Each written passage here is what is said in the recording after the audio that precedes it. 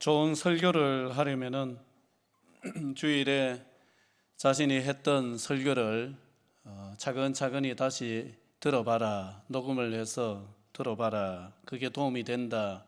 이러한 선배들의 말을 듣고 저도 한번 해본 적이 있습니다. 설교를 녹음을 해가지고 평일날 제 설교를 한번 들어봤습니다. 충격 그 자체였습니다. 내용은 둘째 치고라도 제 목소리가 이랬나 별로 마음에 안 들었습니다. 그리고 발음이 새는 발음이 너무 많았습니다. 야, 내가 발음이 이렇게 안 좋구나. 평소에 아나운서 목소리 텔레비전에서 뭐 듣고 이런 거 듣다가 제가 설교하는 목소리나 또 발음이나 이걸 들으니까 정말 못 들어주겠더라고요. 너무 큰 충격이었습니다. 여러분들은 지금 충격을 별로 안 받으시는데 그래서 제가 여러분들을 존경합니다. 이런 정도의 발음이나 이런 것을 여러분들은 매주 듣고 계시니까 여러분들은 정말 위대하십니다. 자신의 실체를 본다는 것은 적잖은 충격이죠. 사람이 다들 자기를 안다고 생각하지만은 어쩌면은 아닐 수가 있습니다.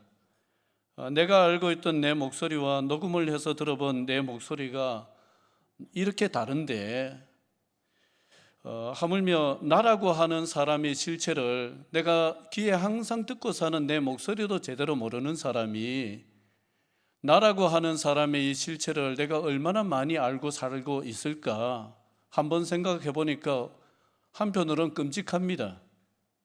안다고 생각하지만 모르는 게 훨씬 더 많을 것 같고 내가 안다고 생각한 내 모습이 실제의 내 모습과는 또 다른 것도 굉장히 많을 것 같고 그렇습니다. 어쩌면 하늘나라에 가서 가장 놀라게 될 일은 저 사람도 왔나 이게 아닐 거예요. 그 사람은 올 줄 알았는데 안 왔네 이게 아닐 거예요. 하늘나라에 가서 우리가 가장 놀라게 될 것은 내 자신의 본 모습을 하늘나라 가면은 100% 알게 되거든요. 그거 보고 깜짝 놀랄 것 같아요. 아멘입니까? 아멘이 별로 없네. 그럴 것 같아요. 오늘 본문은 우리가 너무나 잘 아는 본문입니다. 현장에서 간음하다 잡혀온 여인을 구해 주신 사건입니다. 다른 설교를 하면서 가끔 이 본문을 언급을 한 적이 있습니다만은 이번에 이 본문을 다시 들여다보면서 새롭게 발견한 것이 있어서 함께 오늘 나누었으면 합니다. 사건은 이렇게 되었죠. 서기관과 바리새인들이 현장에서 간음하다가 잡힌 어떤 여인을 끌고 와서 예수님 앞에 세우고는 모세의 율법에는 이런 자를 돌로 치라고 명하였는데 당신은 뭐라고 하겠소? 선생은 뭐라고 하겠습니까? 이렇게 물어온 것입니다. 이미 아마 영화에서는 이 장면을 그렇게 묘사를 하죠. 많은 사람들이 이미 돌멩이를 들고 말 한마디 떨어지면은 돌을 집어던질 요량으로 씩씩거리면서 막 분을 내면서 살기등등한 모습으로 막 둘러싸고 있는 이런 장면으로 그리고 있는데 그런 장면일 수가 있겠습니다. 이때 이 여인은 이미 죽음의 냄새를 맡고는 그 죽음의 공포 가운데 벌벌 떨고 아무것도 할 수 없는 처지가 되어서 거기에 있습니다. 이때 예수님은 아무 대답도 하지 않으시고 몸을 굽혀서 땅에다가 무언가를 쓰셨습니다. 그런 다음에 일어나셔가지고는 딱 한마디 말씀을 하시죠. 너희 중에 죄 없는 자가 먼저 돌로 치라. 너희 중에 죄 없는 자가 먼저 돌로 쳐라. 이렇게 말씀을 하셨습니다. 그런데 사람들이 이 주님의 말씀에 양심의 가책을 느껴서 돌멩이를 내려놓고 다들 돌아갔습니다. 자, 7절 하반절에서 9절까지를 한번 읽겠습니다. 너희 중에 죄 없는 자가 시작.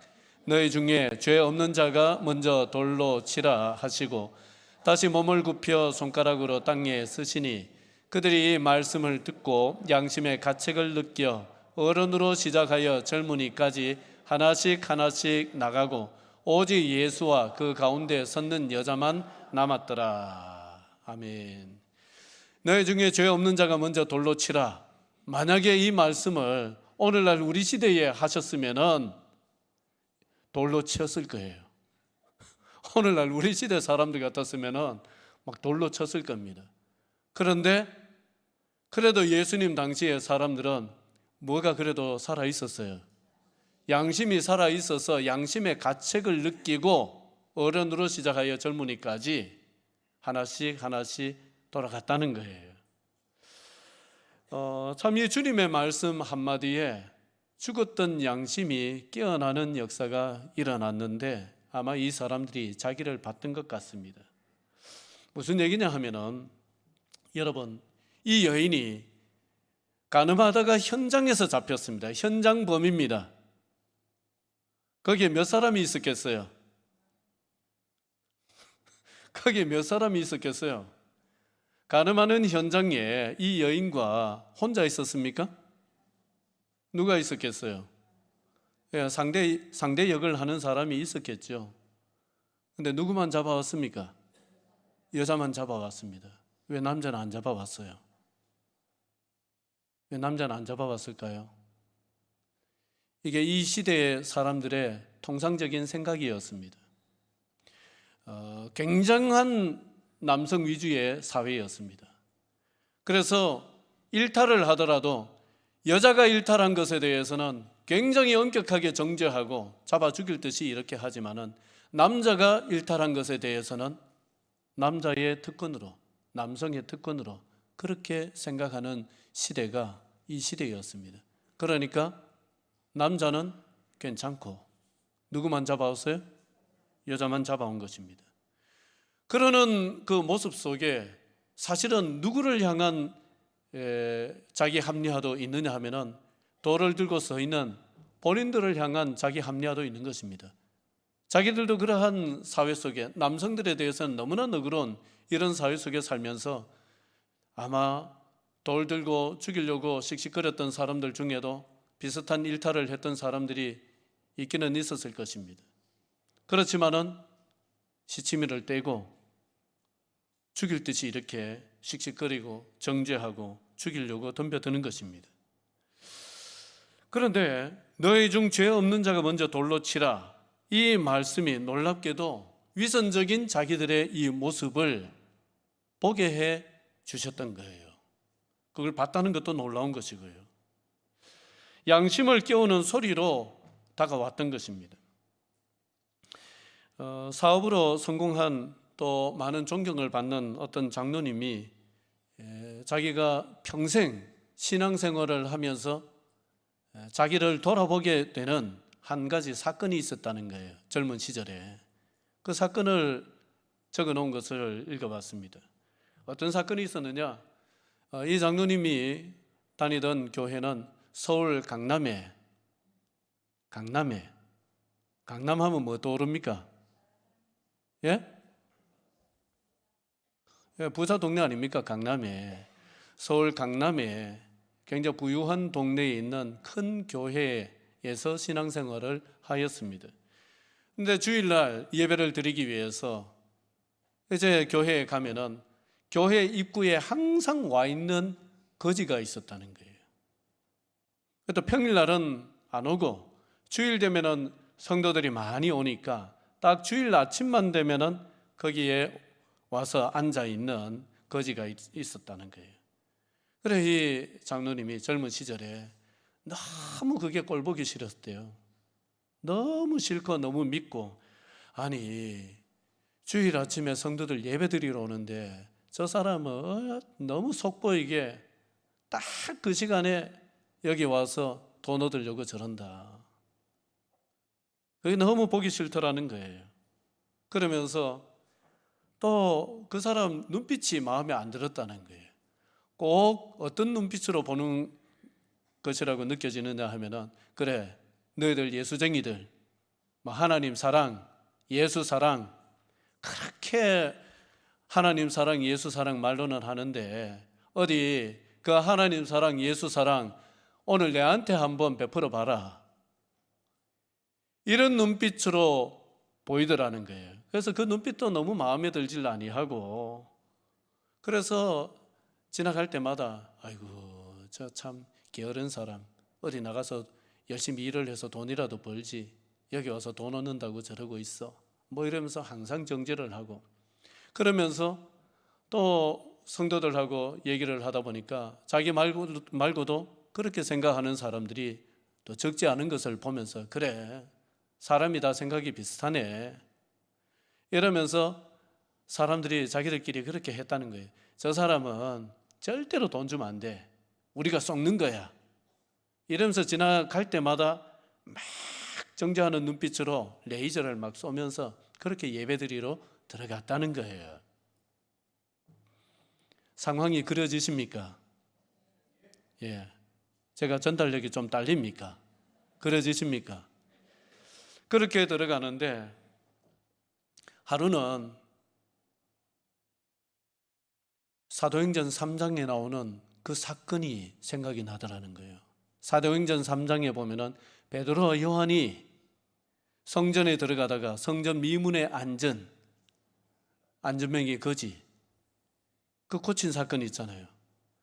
금과 은은 내게 없거니와 내게 있는 것으로 내게 주노니 곧 나사렛 예수의 이름으로 일어나 걸어라 했던 그 사건, 그 사건이 딱 떠오르는데, 그래도 베드로와 요한은 그 거지를 외면하지 아니하고 그 거지에게 가장 값진 것을 주었는데, 나는 지금 교회에 와서 하나님 앞에 하나님 사업하는데 이것도 필요합니다, 저것도 필요합니다, 또 교회에 와서 하나님께 이거 필요합니다, 저거 필요합니다, 이거 주십시오, 저거 주십시오 이렇게 하는데, 그렇게 하면서 자기는 예배당 앞에 와 있는 사람을 외면한단 말이죠.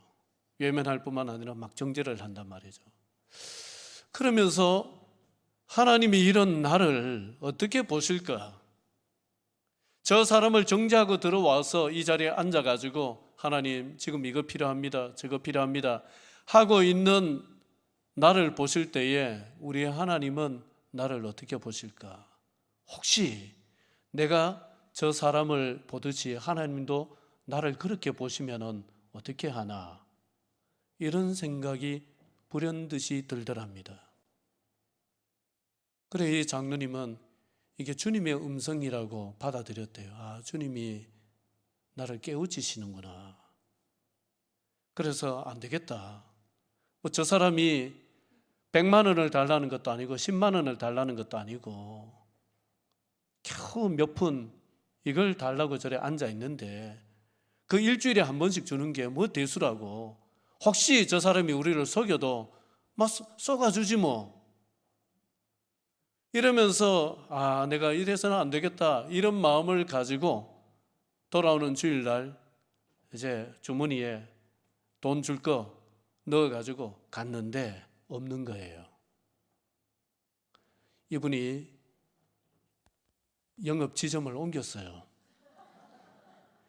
이 교회 사람들이 얼마나 각박하고 들어갈 때마다 막 레이저를 쏘면서 뭐 이런 눈빛으로 들어가고 하니까 거기에 앉아 있는 것이 본인도 너무 힘들었던지 그 다음 주부터는 아예 나타나지를 않았어요. 한 번도 그 다음에는 온 적이 없다는 거예요. 그래서 이 장로님이 그때 마음속에 너무나 이게 뭔가 한과 비슷한 것으로 남아가지고 내가 조금만 빨랐으면. 그래서 그게 해결되지 않은 숙제처럼 마음에 남았는데 평생 그 일을 떠올릴 때마다 자기를 돌아보게 된다는 거예요. 그게 내 신앙을 지금까지 이끌어왔던 아주 결정적인 사건이었다. 이렇게 써놓은 것을 본 적이 있습니다.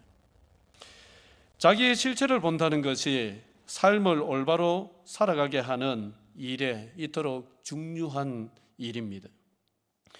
여러분, 우리는 자꾸 눈이 바깥을 향해 있기 때문에 다른 사람을 보는 데는 너무나 익숙합니다. 우리가 정말 봐야 될 것은 우리 자신입니다. 우리 자신을 봐야 됩니다. 나의 실체는 실은 내가 정죄하고 있는, 혹시 그런 사람이 있다면 내가 정죄하고 있는 그 대상과 그렇게 크게 다르지 않을 것입니다. 그래서 주님은 우리를 보게 하십니다. 다양한 방법으로, 때로는 내가 누군가를 판단하고 정죄한 그대로 또 누군가가 나를 판단하고 정죄하는 그러한 쓰라린 일을 경험하게 하시면서 내 자신을 보게 하십니다. 때로는 굉장히 기분 나쁜 말을 듣도록 하시면서 나를 보게 하십니다. 어쨌든 우리 주님은 자꾸 누구를 보게 하시느냐 하면은 내 자신을 보게 하십니다. 그 주님이 하시는 일이에요. 우리는 어떤 존재입니까? 여러분, 우리는 사실 다른 사람을 정죄할 자격이 없는 존재입니다. 같이 해볼까요? 우리는 다른 사람을 정죄할 자격이 없는 사람입니다. 서기관과 바리새인이 간음한 여인을 잡아온 목적은 사실 예수님을 고발하고자 하는 데 있었습니다. 5절과 6절 같이 보겠습니다. 시작. 모세는 율법에 이러한 여자를 돌로 치라 명하였거니와 선생은 어떻게 말하겠나이까? 그들이 이렇게 말하면 고발할 조건을 얻고자 하여 예수를 시험함이러라. 예수께서 몸을 굽히사 손가락으로 땅에 쓰시니. 예수님은 참 난감한 올무에 빠지셨습니다. 만약에 예수님이 평소에 강조를 하시고 가르치신 것이 사랑이었는데, 사랑하고 용서해라 라고 하면은 저들이 내세우고 있는 이 구약의 모세의 말과 같이 이런 사람은 돌로 치라 하였는데 용서하고 풀어줘라 이러면은 모세의 율법을 어기는 게 되는 거죠. 만약에 모세의 율법을 지키겠다고, 야, 아무리 그래도 그렇지 현장에서 이런 참 죄를 지었는데 이런 사람은 처벌을 해야 된다, 그렇게 해서 정의를 세워야 된다, 이래 얘기를 하면은 평소에 예수님께서 강조하셨던 그 말씀과 스스로 모순이 되는 거예요. 그러니까 이러지도 저러지도 못하는 이런 상황인 것이죠. 그래서 여기서 가장 쉬운 방법은, 제가 생각해 볼 때 가장 쉬운 방법은 모세의 율법에 손을 들어주는 겁니다. 내가 사랑을 강조했다마는 현장에서 이렇게 이런 죄를 짓다가 현장에서 걸려버렸는데 어떻게 하겠느냐? 이것은 공동체의 정의를 세우기 위해서 이런 사람은 따끔하게 본보기로 처벌을 해야 된다, 이러면서 모세의 율법대로 해라, 이러고 예수님이 그냥 발을 빼시면은 가장 쉬운 방법이 될 수 있습니다. 그 누구도 모세의 율법을 걸고 넘어질 사람은 없기 때문입니다. 그런데 예수님은 그 쉬운 방법을 쓰지 않았습니다. 그 여인 곁에 떠나지 아니하시고 죽음의 공포에 벌벌 떨고 있는 그 여인 곁에 그대로 계셨습니다. 그래서 이 모습이 참 우리가 그냥 지나치기 쉬운 모습인데 예수님은 그 자리를 뜨지 아니하시고 여기에 계셨다는 사실, 이것이 왜 놀라우냐 하면은 성경학자들은 이 여인이 어쩌다가 실수로 간음하다가 잡혀온 여인으로 보지를 않습니다. 성경학자들은 이 여인이 직업적인 성매매 여성이든지 아니면 상습적으로 불륜을 저지르던 여인으로 그렇게 봅니다.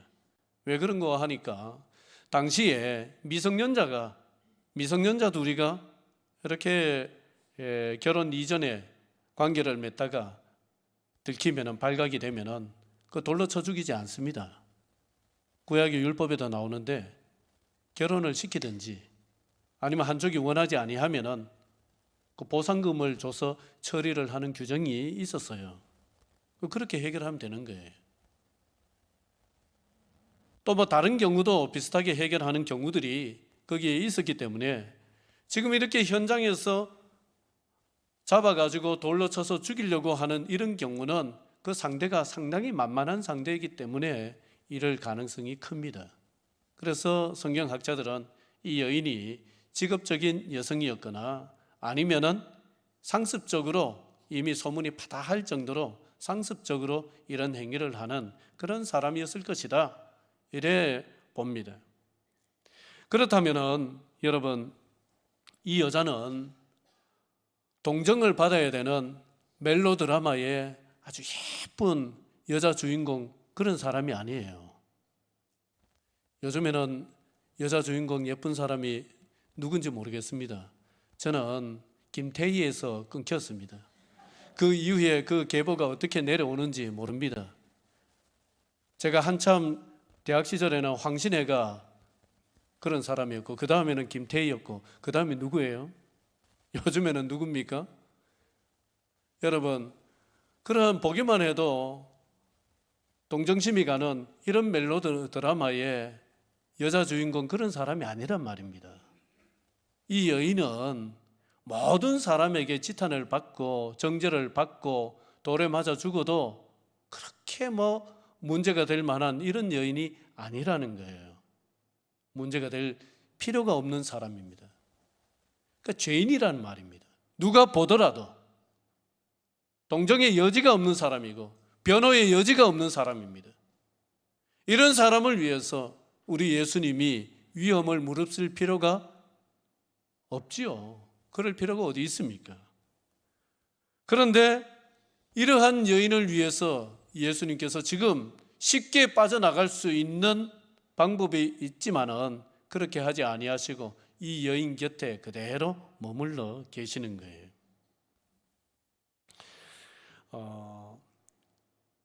우리는 어떤 사람에게 가치를 매겨가지고 그 가치에 따라서 어떤 사람은 더 소중하게 여기고 어떤 사람은 덜 소중하게 여기고 이러기가 쉽습니다. 가진 물질의 가치를 나누고 역할에 따라서 가치를 따지고 능력치에 따라서 가치를 따지고 우리는 그 가치에 따라서 사람을 대하는 방법이 또 갈리기도 합니다. 그게 이 세상입니다. 그게 인간 세상입니다. 그런데 우리 주님께서는 방금 말씀을 드렸다시피 이 여인은 주님이 위험을 무릅쓸 만한 그런 가치가 세상적으로 볼 때는 없어요. 행실이 그렇게 바르지는 않습니다. 어떻게 보면 상습적이었던 사람입니다. 모두가 그냥 돌을 들고 저 사람 하나 정도는 죽여도 괜찮다고 생각하는 이런 만인의 정죄의 대상이었던 여인이었습니다. 그런데 주님께서는 이러한 다른 사람들은 가치 없다고 보는 이 사람도 우리 주님은 어떻게 보시느냐? 내가 십자가를 져서 구원해야 될 잃어버린 양이라고 보시는 거예요. 남편이 5이나 있었지만은 바꿔가면서 그렇게 살았던 수가성 여인이나 고고한 인생을 어려서부터 율법을 다 지키면서 고고한 인생을 살아왔던 바리새파의 니고데모 같은 사람, 우리 주님이 보실 때에는 별 차이가 없습니다. 세상에서 볼 때는 니고데모는 정말 고귀한 사람이고 저 위에 있는 사람이고 수가성 여인은 저 밑에 있는 사람이고 바닥에 있는 사람이고, 그렇지만은 우리 주님이 보실 때에는 고고한 인생을 살아온 니고데모나 사람들에게 손가락질 받는 인생을 살아온 수가성 여인이나 우리 주님이 보실 때에는 똑같이 구원이 필요한 죄인일 뿐입니다. 똑같습니다. 다르지 않습니다. 그래서 우리 주님은 어떤 사람을 사랑하시고 구원하실 때에 그 사람이 가지고 있는 가치를 따져서 사랑하거나 용서하거나 구원하시지 않습니다. 그런 조건이 없어요. 그래서 우리 주님은 무조건적입니다. 무조건적으로 선택을 하셨고 무조건적으로 사랑을 하시고 무조건적으로 용서하시는 거예요. 여자를 죽이려던 자들이 다 돌아가자 우리 주님은 여인에게 말씀하셨습니다. 나도 너를 어떻게 하지 아니하노니, 나도 너를 정죄하지 아니하노니, 여기서 그치지 아니하셨어요. 그 뒤에 한마디 더 하셨어요. 가서 다시는 죄를 범하지 말라. 용서하셨습니다. 그러나 값싼 용서는 아니었습니다. 네가 다시는 상습적인 그런 삶에 빠져서는 아니 된다는 이런 것을 굉장히 강하게 강조를 하시는 용서였습니다.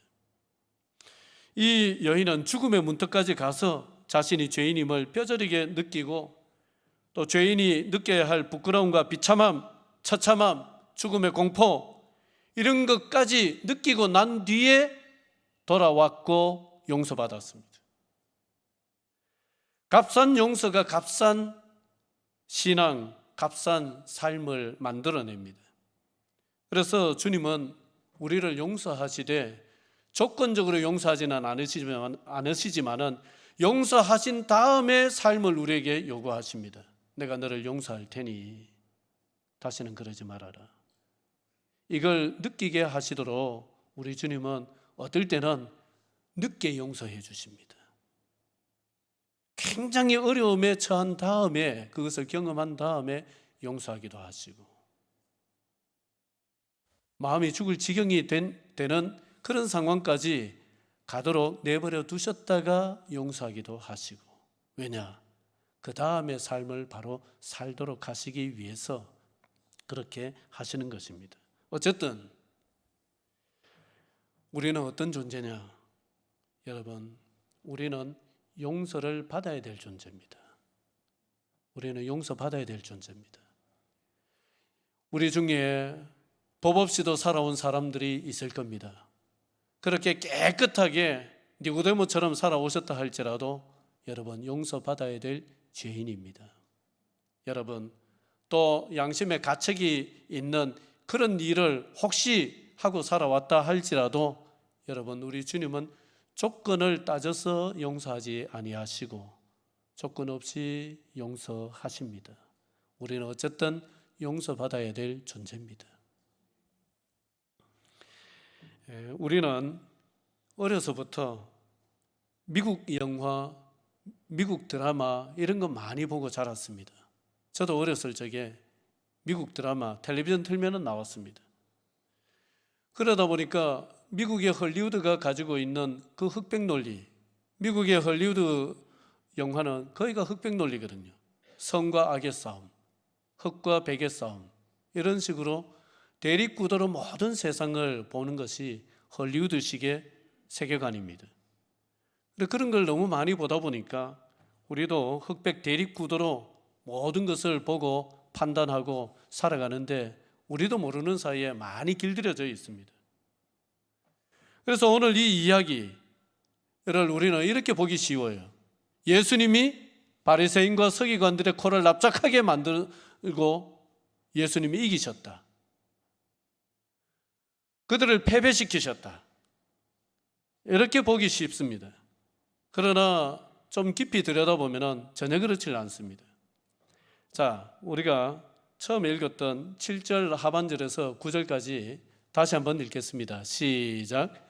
너희 중에 죄 없는 자가 먼저 돌로 치라 하시고 다시 몸을 굽혀 손가락으로 땅에 쓰시니 그들이 이 말씀을 듣고 양심의 가책을 느껴 어른으로 시작하여 젊은이까지 하나씩 하나씩 나가고 오직 예수와 그 가운데 섰는 여자만 남았더라.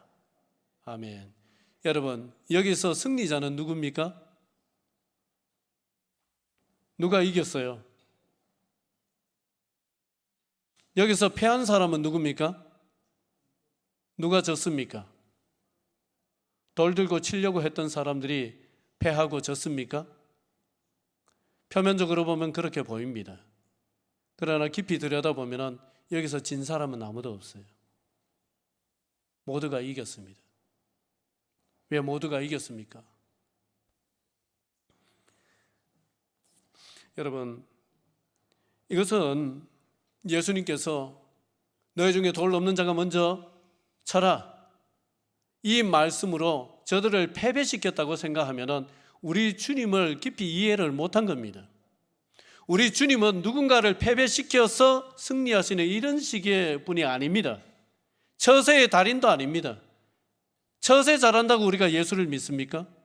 처세술을 가르쳐 준다고 우리가 예수를 믿는 거 아닙니다. 예수님은 그런 것을 가르쳐 주시는 분이 아닙니다. 오늘 이 말씀은 모두를 승리케 하는 말씀입니다.